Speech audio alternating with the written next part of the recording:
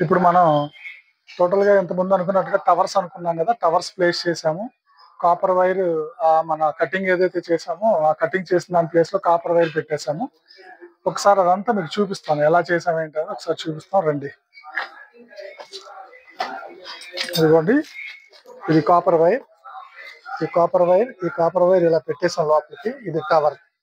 ఈ టవర్ ఇలా పెట్టేసాం అన్నమాట. ఇదిగోండి ఇది లైన్. ఇది కంప్లీట్‌గా ఇది లైన్. ఈ లైన్.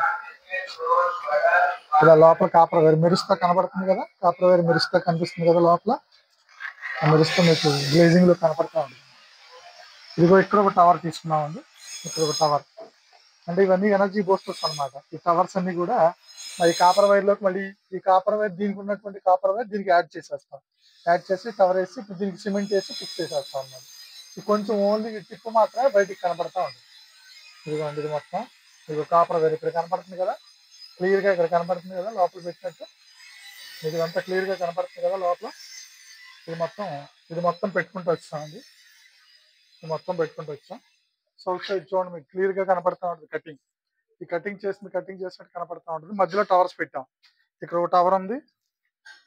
ఇదిగోండి ఇక్కడ ఒక టవర్ ఉంది.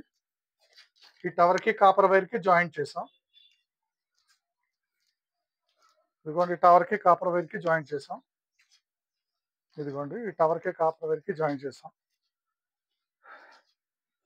ఇక్కడ కూడా ఒక టవర్ కాపర్ వైర్ జాయింటింగ్ చేసుకుంటూ వచ్చాం. ఇది సౌత్ వెస్ట్ కార్నర్ అండి. ఇది సౌత్ వెస్ట్ కార్నర్ ఆటోమేటిక్ వాస్తురీత్యా కూడా పైన ఉండాలి కాబట్టి ఇది ఆటోమేటిక్ పైకి వచ్చింది. ఇది ఇదిగోండి కాపర్ వైర్.